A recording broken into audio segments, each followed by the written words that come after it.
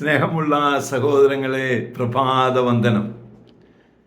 ഇന്ന് ഈശോ ഒരു വലിയ കാര്യം പറയുകയാണ്. ഒരു കുഷ്ഠരോഗിയെ സുഖപ്പെടുത്തിയതിനു ശേഷം, നീ ഇതാരോടും പറയരുത്, പുരോഹിതന് കൊണ്ടുപോയി കാണിച്ചു കൊടുക്കുക, മാത്രമല്ല മോശ കൽപ്പിച്ചിട്ടുള്ള ആ കാര്യങ്ങൾ അനുസരിക്കുക. സ്നേഹമുള്ള സഹോദരങ്ങളെ, പഴയ നിയമത്തെ മാറ്റിക്കളയാനല്ല ഞാൻ വന്നത്, ആ നിയമത്തെ പൂർത്തീകരിക്കാനാണ് എന്ന് ഈശോ പറയുന്നുണ്ട്. ഈശോ നിയമങ്ങളെല്ലാം വെട്ടിച്ചുരുക്കി ഒരു നിയമമാക്കി എന്ന് പറയുന്നുണ്ട്.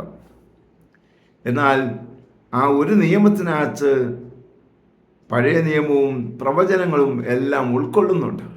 അപ്പോൾ മാത്രമേ ഇത് പൂർത്തീകരണമാകുകയുള്ളൂ.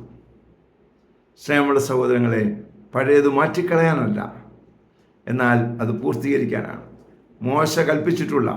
മോശയിലൂടെ കൽപ്പിക്കപ്പെട്ടിട്ടുള്ള എല്ലാ കാര്യങ്ങളും നീ പോയി നിവർത്തിക്കുക എന്നാണ് ആ കുഷ്ഠരോഗിയോട്, ഈ സൗഖ്യപ്പെട്ട കുഷ്ഠരോഗിയോട് ഈശോ പറഞ്ഞത്. അതേ സഹോദരങ്ങളെ, നമുക്ക് ലഭിച്ചിരിക്കുന്ന എല്ലാ നിയമങ്ങളും അനുസരിച്ച് ദൈവത്തെ മഹത്വപ്പെടുത്തുവാനായിട്ട് ശ്രമിക്കാം. അതിനുള്ള കൃപാവരത്താൽ നിറയട്ടെ പ്രാർത്ഥിക്കുന്നു. പരിശുദ്ധ അമ്മയെ സഹായിക്കണേ. വിശുദ്ധ ഔസേപ്പ് പിതാവേ, ഞങ്ങൾക്ക് വേണ്ടി പ്രാർത്ഥിക്കണേ. പരിശുദ്ധാത്മാവേ, എഴുന്നള്ളി വരണേ. പരിശുദ്ധ പരമ ദിവ്യകാരണത്തിന് എന്നേരവും ആരാധനയും സ്തുതിയും പുകഴ്ചയും ഉണ്ടായിരിക്കട്ടെ. ആമേൻ.